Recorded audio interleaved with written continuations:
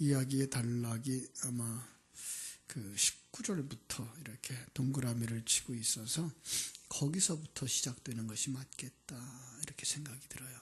그래서 성경은 한 절 한 절 끊는 것보다는 이렇게 연결시켜서 보시는 것이 좋겠다 생각이 들어요. 그래서 19절부터 쭉 하나의 이야기로 볼 수 있었으면 좋겠다. 그것이 바로 이제 7번째 나팔 소리 안에 있는 그 전체 이야기 속의 서론과 함께 열려지는 부분이 아닐까. 그래서 지금 제가 19절을 같이 읽었습니다. 12장의 이야기부터 이제 쭉 이야기가 되어지는 그 중요한 이야기의 열쇠가 19절에 들어가 있기 때문에 그렇죠. 19절 속에 무엇이 있나 가만히 보십시오. 19절 속에 하나님의 성전 이렇게 있고요. 그 다음에 하늘에 있다 그랬고 성전 안에는 언약궤가 보이고 그 속에는 이제 번개, 음성, 우레, 지진, 큰 우박 이런 것이 있는 것이 보입니다. 그죠? 지금 그것이 내려오고 있지는 않고 그냥 하늘 성전 안에 있는 그런 모습이죠.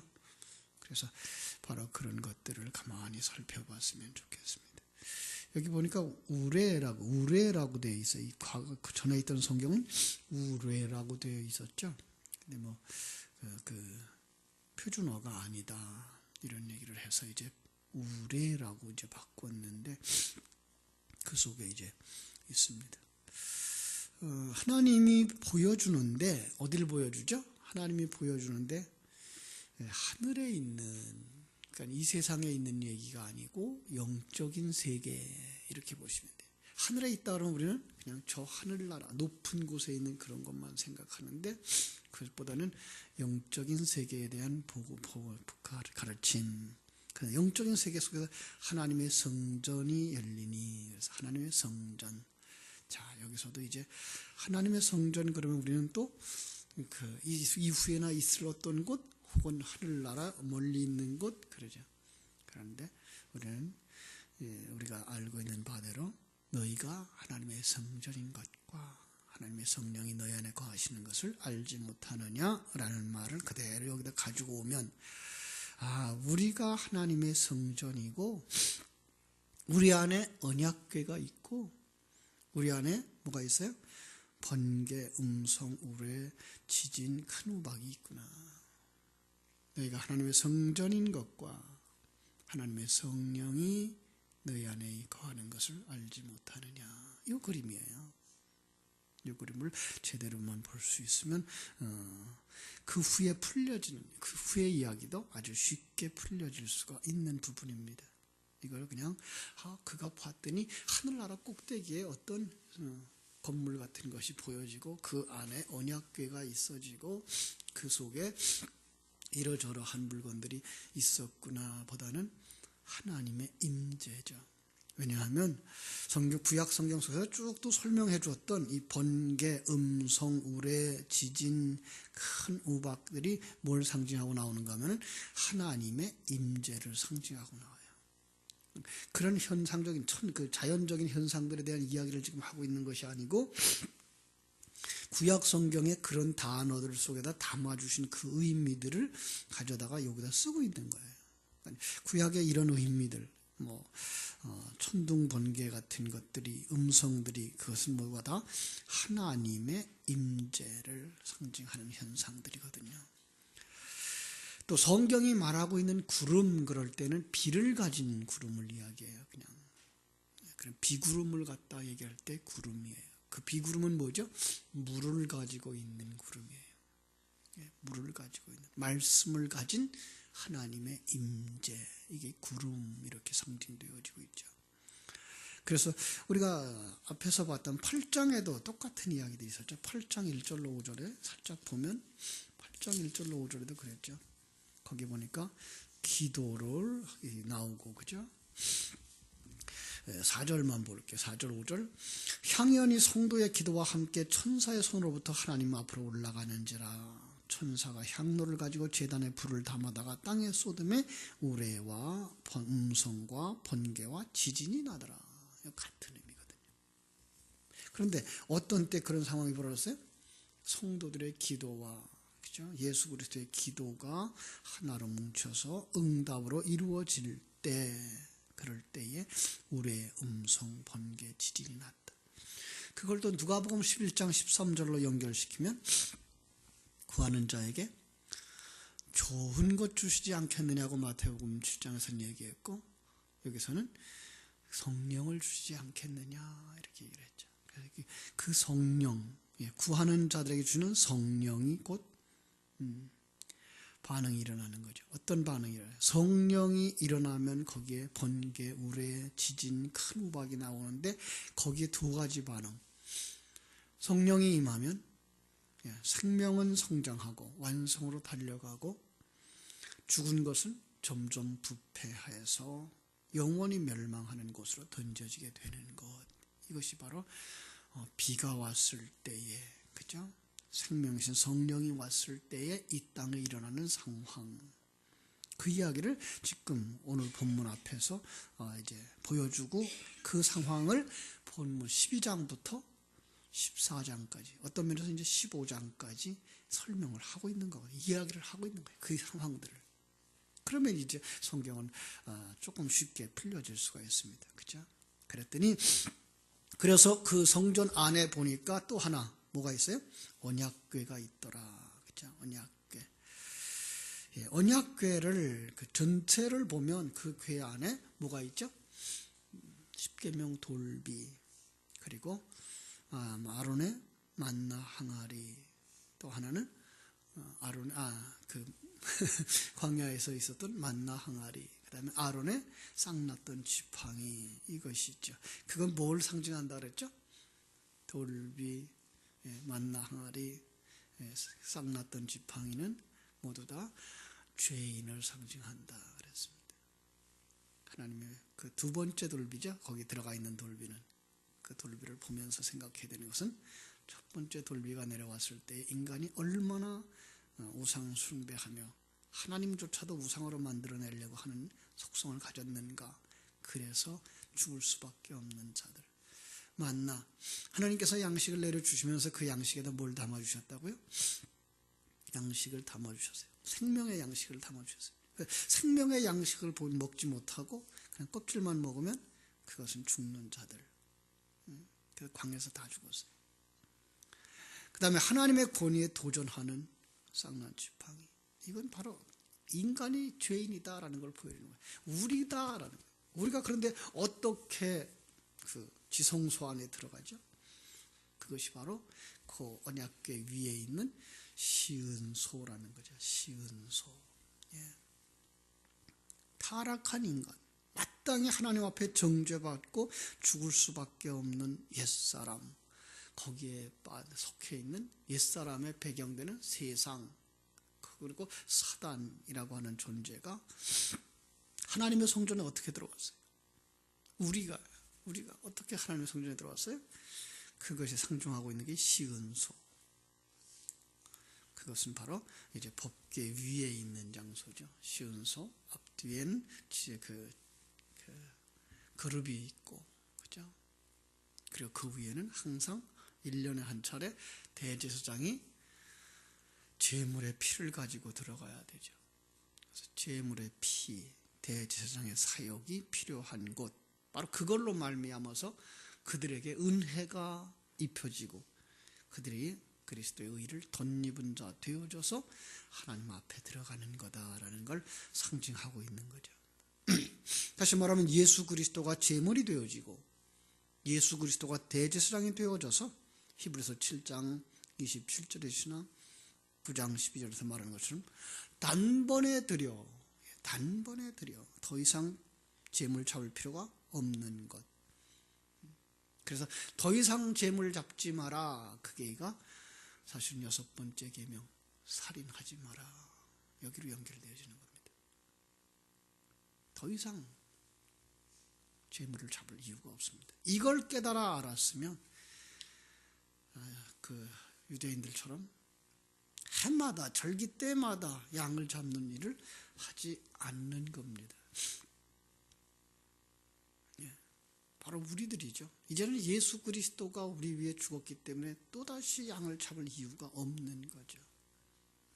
그죠? 그런데 그거를 생각지 못하고 제물을 계속 잡으면 그게 뭐 하는 거다? 그게가 외식하는 것이고 하나님의 제물을 도적질했다라고 표현하고 있는 거죠. 왜? 참 의미를 도적질했다 이런 의미예요. 외형적인 그 형태가. 자, 우리가 이것은 정말 눈이 열린 사람만 보여지는 거죠. 예수 그리스도가 언제 죽었어요? 창세전에. 창세전에.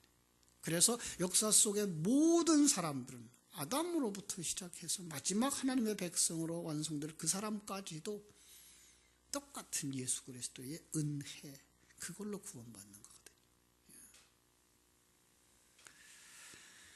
눈이 열려진 사람들, 영적인 눈이 열려진 사람들, 더 이상 재물을 잡을 필요가 없어요. 그래서 바울 사도가 로마서 12장 1절에서 뭐라 그러죠? 이제는 자신이 재물되어 사는 삶을 살아라. 그게 뭐예요? 산 재물을 드려라. 그죠? 그 상황이 이제 12장부터, 요한계시록에서는 12장부터 펼쳐지고 있는 거예요. 자, 그 언약궤에는 그럼 어떤 언약이 들어가 있을까요? 언약궤에 들어가 있는 언약. 그것도 그냥 성경 전체의 언약으로 보시면 안 돼요. 성경 전체의 언약. 제가 대표적인 구절을 가르쳐 드렸죠. 출애굽기 5장 22절로 6장 7절. 그냥 간단하게 보시려면 6장 7절만 보셔도 돼요. 6장 7절 뭐라고 되어 있을까요? 너희는 내 백성이 되고 나는 너희의 하나님이 되리라. 여러 곳에서 성경 이 말을 여러 곳에서 하고 있어요. 에레미야서 7장 23절에서도, 에스겔서 36장 28절에서도, 호세아서 2장 23절에서도, 신약 성경에 오면 그 하나님의 백성들이 이제 하나님을 부르는 음성들이 나와요. 뭐라고 부르죠? 나의 주, 나의 하나님. 그럼 그때의 나의 주, 나의 하나님이라고 하는 그 고백을 할 때 그 사람은 누가 된 거예요? 하나님의 백성이 된 자인 거죠. 그죠? 바로 하나님의 약속 안에 있는 하나님의 백성이 된 자. 그런데 그 백성을 요한계시록 21장 7절은 뭐라고 썼다? 아들이라고 썼다 그랬죠. 나는 그의 하나님이 되고 그는 나의 아들이 되리라. 그죠? 또 다른 표현이 있다면 그것은 바로 너는 나의 사랑하는 신부야. 그죠? 너는 나의 사랑하는 신부. 그 내용이 어디에 들어있는 거예요? 이제 12장 이후에 7번째 나팔 안에 더 들어가 있는 거예요. 자, 7번째 나팔도 어제 또 얘기했어요. 인 나팔 대접을 이렇게 겹치기로 보라. 그 다음에 7이라는 숫자가 첫째 나팔, 둘째 나팔도 순서로 보지 말고 그 전체의 이 상황이 벌어지고 있는 것들의 한 부분, 한 부분, 한 부분에 대한 설명으로 보라. 그러니까 7번째 나팔도 사실은 구원의 전체적인 의미다라는 것을 볼 수 있어야 됩니다. 구원의 시작부터 끝까지도 역시 이 7번째 나팔 속에 들어가 있는데 그걸 통해서 뭐라는 거예요? 나의 아들을 만들고 나의 신부 만드는 바로 그 작업을 내가 하는 거다라는 거죠. 이런 서론을 가지고서 우리 1절로 4절을 제가 한번 읽겠습니다. 하늘에 큰 이적이 보이니 해를 옷 입은 한 여자가 있는데 그 발 아래에는 달이 있고 그 머리에는 12별의 관을 썼더라. 이 여자가 아이를 베어 해산하게 되매 아파서 애를 쓰며 부르짖더라. 하늘에 또 다른 이적이 보이니 보라, 한 큰 붉은 용이 있어 머리가 7이요 뿔이 10이라. 그 여러 머리에 7 왕관이 있는데 그 꼬리가 하늘의 별 3분의 1을 끌어다가 땅에 던지더라. 용이 해산하려는 여자 앞에서 그가 해산하면 그 여자아이를 삼키고자 하더니 여자가 아들을 낳으니 이는 장차 철장으로 만국을 다스릴 남자라. 그 아이를 하나님 앞과 그 보좌 앞으로 올려가더라. 여기까지예요. 이것도 하나의 뭐예요? 아, 우리 구원의 모습이구나. 이렇게 보시면 상황이 아주 쉽습니다.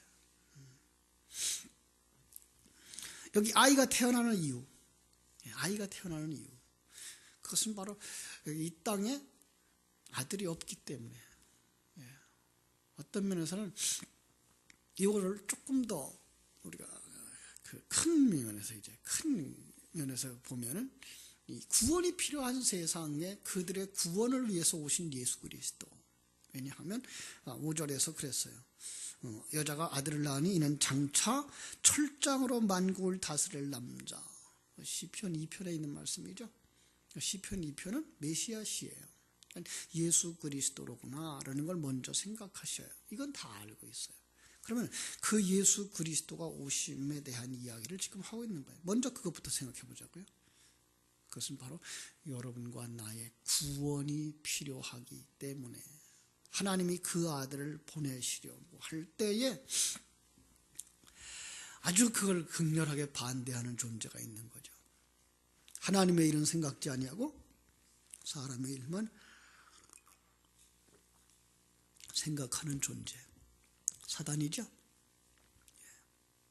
이런 생각부터 가지고 접근하면 쉽습니다. 전능자 하나님이 만들고자 하는 천국에 사단이 있다 없다? 천국에는 사단 없어요. 그럼 그 사단은 어디서 생겨났을까? 역시 진화론처럼 그냥 우연히 생겨나거나 어떤 사람들이 생각하는 것처럼 하나님과 싸우려고 영원전부터 동시에 존재하는 그런 존재는 아니에요. 사단도 피조물이에요. 그럼 사단이 어떤 사람들의 생각처럼 하나님이 창조한 천사가 타락해서 되어진 존재 맞습니다.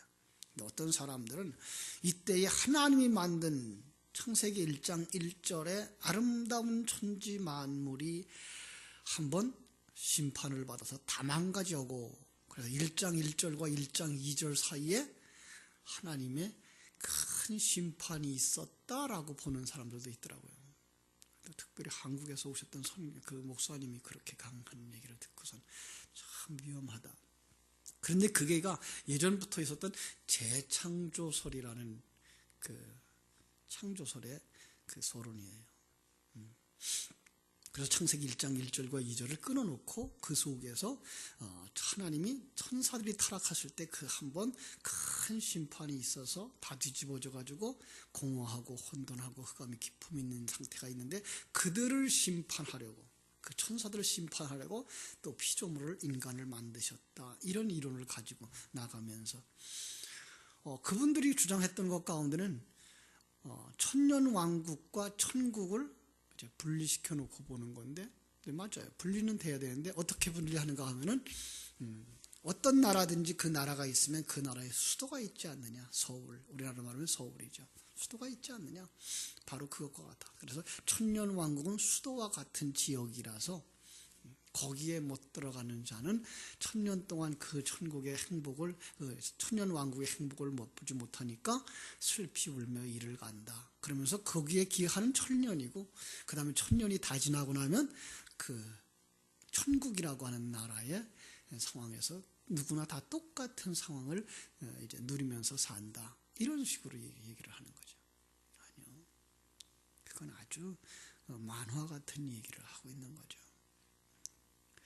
자, 천년왕국은 우리가 살고 있는 시대예요. 우리가 살고 있는 시대예요. 지금 우리가 천년왕국을 사는 거예요. 그 천년이라는 숫자는 뭐예요? 하나님이 정한 시간, 아주 길고 완전한 시간, 그런 의미에서 우리의 인생이에요. 성도들의 인생. 왜냐하면 지금 누가 왕노릇하고 있어요? 여러분 속에서 예수 그리스도가 왕노릇하고 있고요. 예수 그리스도와 함께 우리가 왕노릇하는 거예요. 그래서 여러분 속에 있는 새 사람이 왕이에요. 그러면 새 사람이 살아있는 자고 옛사람은 죽어있는 자예요. 그 주축이 지금 이 왕권에 있어요. 이걸 보시면 천년왕국이라고 하는 것, 이후에 일어날 어떤 시대라고 보지 않고, 내 인생에 예수 그리스도가 왕이고 내 안에 새 사람이 왕이구나 라고 하는 것 깨닫고 가시면 아주 쉽습니다. 그렇죠? 그래서 천년 동안에는 이 땅에서 예수 그리스도가 왕이고 그와 함께 새 생명을 가진 우리 하나님의 백성들이 옛사람을 다스리는 삶을 사는 겁니다. 그럼 사단은 왜 존재합니까? 사단은 왜 하나님이 만들었습니까? 하나님의 사람들을 완성시켜가는 그 도구로 존재하는 겁니다. 사단의 존재도 하나님의 백성들을 위해서 존재하는 겁니다. 여러분, 이건 우리가 먼저 기억해야 되는 겁니다. 욥기서를 보면 하나님의 회의에 누가 더 등장하는가 하면은 사단이 등장하죠. 그죠? 사단이 등장해서 사단을 볼 수가 있습니다. 아니, 천국에 사단이 있다는 얘기가 아니고 영적인 세계 속에서 하나님이 이 시간과 공간 세계 속에서 하나님의 백성들을 만드는 데 필요하기 때문에 그때까지만 쓰시려고, 자기 백성 다 완성시키는 그때까지만 쓰시려고 자기가 중심되어지고 자기가 왕이 되어진 그 존재를 만든 겁니다. 그리고 그에게 누구를 먹혀버립니까? 세상을 그에게 주어버리고 타락한 인간을 그에게 주어버리는 겁니다. 그리고 거기서부터 하나님은 자기 백성을 구원하는 그 그림을 그려내는 과정을 만들고 계신 것입니다. 그렇죠? 사단의 존재, 마태복음 16장 23절이 말하는 것처럼 하나님의 일은 생각지 아니하고 사람의 일만 생각하는 자, 자기가 왕된 자, 그것의 집단, 이게 사단입니다. 그런데 그 세력이 얼마나 큰지, 이건 얼마나 큰지라고 하는 말을 할 때는 시간과 공간 세계 속에서의 그의 영역이에요. 그의 능력이에요. 그것을 설명하고 있는 것이 뭐예요? 여기에 큰 용이로 나오고 머리가 뭐예요? 7이고 뿔이 10이고 그리고 여러 머리에 7 왕관이 있는 이 그림으로 그려놓은 거예요. 이걸 뭘까? 7 나라 이렇게 생각하고 지금 이시 공동체가 아니냐 이렇게 얘기하고 심지어는 별별 사람들까지 다 갖다가 거기다 대는데 그렇게 보시지 마세요. 그들도 사단의 존재인 것은 맞아요. 그들도 10뿔 가진 짐승인 것은 맞아요. 근데 그 사람만 일하는 말은 절대로 아니에요. 그러니까 지금 여기서 제가 얘기한 것처럼 하나님의 일을 생각지 아니하고 자기의 일만 생각하는 그물이, 이렇게 보시면 돼요. 내 속에 있는 옛사람까지 포함하고 이 세상과 이 세상 배후에 있는 사단의 정체, 그게 이렇게 강하구나 라고 하는 걸 가지고 들어오시면 돼요. 다니엘서를 가서 보시면 조금 알 수가 있습니다. 다니엘서 7장 봅니다. 한번 읽고 가죠. 다니엘서 7장 2절부터 제가 읽어드릴게요. 다니엘이 진술하여 이르되 내가 밤에 환상을 보았는데 하늘에 네 바람이 큰 바다로 몰려 불더니 큰 짐승 4이 바다에서 나왔는데 그 모양이 각각 다르더라. 첫째는 사자와 같은데 5절 다른 짐승 둘째는 공과 같은데 6절 그 후에 내가 또 본즉 다른 짐승 표범과 같은데 7절 내가 밤 환상 가운데 또 그 다음 본 넷째 짐승은, 이렇게 해서 지금 네 짐승들을 쭉 얘기하면서 그들이 얼마나 강한지를 설명하고 있는 거예요. 그런데 다니엘서 이 7장에 나오는 그들은 장차 있을 일들을 설명해 줘요. 그것은 바로 이제 17절 보면 돼요. 7장 17절 다니엘서 7장 17절 그 네 짐승은 세상에 일어날 네 왕이라 지극히 높으신 이의 성도들이 나라를 얻으리니 그 누림이 영원하고 영원하리라. 이에 내가 넷째 짐승에 관하여 확실히 알고자 하였으니, 이렇게 쭉 설명해 나가면서 이제 27절까지 보면은 그 후에 일어날 네 나라, 그래서 바벨론, 바사, 그 다음에 로마까지, 그죠? 한 나라가 빠졌네. 헬라, 그죠? 그래서 바벨론, 바사, 헬라, 로마, 이렇게 강한 나라들을 의미하고 있는 거예요. 그들이 다 어떤 존재들? 하나님의 백성들을 대적하는, 하나님의 백성들을 괴롭히는 존재들이에요. 다시 말하면 아까 보았던 하나님의 일은 생각지 아니하고 사람의 일만 생각하는 그들인 거예요. 근데 그들이 그 바벨론이라고 하는 이름으로 나와요. 나중에는. 그래서 레위기 17장에, 계시록 17장에 가보면은 음료 바벨론이라고 말하고 있어요. 그 역시 같은 의미예요. 그것이 지금 요한계시록 12장 13장에 출현하고 있는 거예요. 다시 이제 계시록으로 옵니다. 단순히 그 네 나라의 왕이 아니라 그 나라 그 왕들을 통해서 드러내는 그들의 사상, 그들의 철학, 그들의 이념인 거죠. 그렇죠? 그게 다 하나님의 일은 생각지 아니하고 사람의 일만 생각하는 자들, 그들이 얼마나 큰 힘을 가졌는지 뿌리열이라는 말로 표현되어져 있고, 그들이 세상 속에서는 늘 이겨요. 그래서 7 왕관이 있어요. 왕이라고 스스로 여기기도 하고 그들이 이겼다고 여기기도 하는 자들이에요. 그래서 4절에 보면 그 꼬리가 하늘의 3분의 1을 끌어다가 땅에 던져요. 그러니 큰 힘을 가지고 뭘 한다고요? 해산하려고 하는 그 일을 방해하고 해산하는 그 자를 먹으려고 하는 거죠. 그래서 예수 그리스도가 이 땅에 오는 건 바로 이런 큰 영적 싸움인 거죠. 그런데 예수님은 이 땅에 어떻게 돼요? 태어나고 그리고 하나님 앞으로 올라갔어요. 자, 이건 이제 예수 그리스도에 관한 것을 설명하는 거예요. 그런데 이 귀한 이야기가 누구들 속에 일어나는가 하면 여자와 아들 속에서 일어나고 있어요. 무슨 말인지 이해가 될까요? 그 여자는 바로 여러분과 나의 옛사람의 모습이에요. 하나님의 백성들의 옛사람의 모습을 여자라 그래요. 거기에 말씀이 나팔이 부러지니까 그들이 씨를 가지게 되어지는 것이고, 그들이 또다시 뭘로 태어나요? 아들로 태어나는 거예요.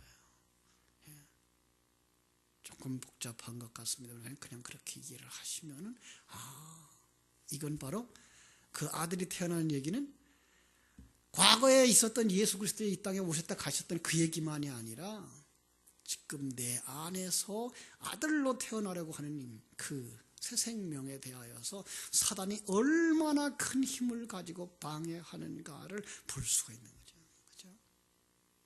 그렇습니다. 예수 그리스도라는 말보다는 더 정확하게 말하면 이것이 바로 오늘 성도들을 아들로 만드는 과정이구나.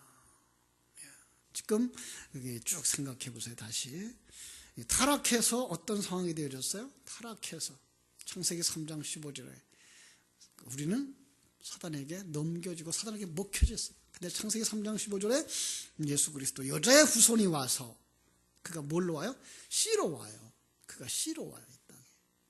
그래서 우리 속에 들어오신단 말이에요. 말씀의 씨앗이기도 하고 생명의 씨앗이기도 하고 우리를 아들로 태어나게 하는 씨앗이란 말이에요. 그러면 이제까지 있었던 우리는 누구 존재였어요? 사단과 한 몸이었는데 그 속에 새 생명의 씨앗이 들어오자 그 속에 하나님의 백성으로 만들어가는 그 아들을 만드는 작업, 누가 가장 크게 반대하겠어요? 사단이죠. 그걸 용납을 안 하려고 하는 거죠. 이게 지금 우리 안에서 일어나는 영적인 전쟁인 거예요. 그런데 그 속에서는 우리는 뭘 붙잡고 가요?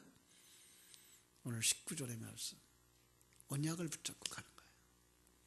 그러니까 누가 도와줘요? 성령이 도와주시는 거예요. 그래서 마침내 어떻게 될까요? 마침내 아들로 태어나는 거예요. 그 상황을 이제 다시 한번 6절부터 똑같은 이야기를 하는 겁니다. 그러니까 반복되고 또 반복되고 하는 이야기를 보셔야지, 이걸 순서적으로만 보면 어떤 때는 이해가 안 돼요. 그래서 이제 내일 볼 말씀, 그 여자가 광야로 도망하며, 요거 이제 다시 시작되어지는 거예요. 그게 이 땅에 있는 성도들의 삶인 거예요. 그래서 그 광야에서 어떤 상황이 벌어져요? 광야에서 1260일 동안을 양육받는 거예요. 뭘 만들려고? 그 속에서 아들 낳는 그런 여자로 만들어져 가는 거죠. 바로 그런 상황 속에서 다시 1260일 동안 우리가 일생을 살아가는 그 기간 동안에 사단은 어떻게 우리를 공격하고 어떻게 우리를 방해하고, 특별히 우리 요 속에 있는 옛사람이 얼마나 우리 속에 있는 새 생명을 짓밟으려고 그러고 자라나지 못하게 하려고 하는지를 계속해서 보여주고 있는 것들이 싹 나오는 거예요. 그러나 그럼에도 불구하고 빌립보서 1장 6절, 너희 속에서 착한 일을 시작하신 그이가 뭐 한다고요? 반드시 이루실 것을 확신하는. 그래서 14장에 가면 14만 4천이 거기서 찬송을 하며 나오는 거예요. 그러니까 우리는 그 역사가 이 소상 속에서 어떻게 벌어질까? 지금 어느 나라가 어느 쪽은 아닐까? 그들이 가지고 있는 어떤 무기가 어떤 것은 상징하고 있는 것은 아닐까? 이런 생각 내려놓으세요. 성경은 누구에 관해서만 얘기한다? 성도에 관해서만 얘기해요. 여러분과 나에 관해서 얘기를 해요. 그 이상 없어요. 어떻게 성경은 세상의 역사가 돌아가는 것 그거 얘기하고 있지는 않아요. 세상이 더 좋아지겠어요? 많은 사람들이 예수 믿고 예수 믿는 사람들이 바르게 살고 잘 믿고 잘하면 정말로 이 땅에 푸르고 푸른 계절이 올 거라고 생각을 하는데 아니요, 세상은 점점 어두워져 가게 돼 있어요. 마지막에는 그대로 그냥 지옥에 들어갈 것이고 하나님의 백성들은 그 속에서 하나하나 만들어져서 하늘나라로 들어가는 거예요. 그 하나님의 전능하심과 그 하나님의 완성하실 그 일들을 우리가 믿기 때문에 우리가 건강할 때에도 병들었을 때에도 성공할 때에도 실패할 때에도 연약할 때에도 흔들림이 없이 그 하나님과 함께 하나님 지금도 일하시고 계시며 지금도 나와 함께 계시며 나를 만들고 계신 거야 라는 확실한 믿음 가지고 살아가는 것, 그게 성도입니다. 여러분 그 자리에서 승리의 삶을, 승리의 찬가를 부를 수 있게 되기를 주님의 이름으로 축원합니다. 기도하겠습니다. 하나님 우리 아버지 크신 은혜와 사랑을 감사하고 감사합니다. 바로 성경 속에서 이렇게 많은 이야기들을 우리에게 가르쳐주고 있으며 비유로 말하고 있으며 환상으로 말하고 있지만 그것들은 세상 사람들에게 준 책이 아니라 눈이 열려진 하나님의 백성들에게만 주신 하나님의 말씀인 것을 압니다. 아버지 우리가 다 그 생명의 말씀을 깊이 이해하고 내 안에서 일어나고 있는 영적 전쟁, 옛사람, 그 옛사람은 세상과 짝하고 있으며 그 세상은 사단의 정신을 가지고 사단이라고 하는 세력을 가지고 새 생명을 바르려고 하고 죽이려고 하고 태어나지 못하게 방해하고 있는 것을 보게 됩니다. 그럼에도 불구하고 하나님의 말씀은 그 속에서 죽지 아니하고 성도들은 그 하나님의 말씀을 되새김질함으로 그 속에서 생명을 얻게 하고 새 생명이 살아나게 하고 새 생명이 자라나게 하고 그리고 열매 맺게 해나가는 이 과정들을 오늘 다시 한번 볼 수 있게 해주셨으니 감사합니다. 우리 삶이 이런 영적인 싸움터인 줄을 다시 한번 깨닫고 우리가 생명과 진리에게 속사람에게 새사람에게 생명과 양식을 먹여주므로 오늘도 새사람이 승리하는 하루로 살아갈 수 있도록 축복해 주시옵소서. 예수님의 이름으로 기도하옵나이다. 아멘. 하늘에 계신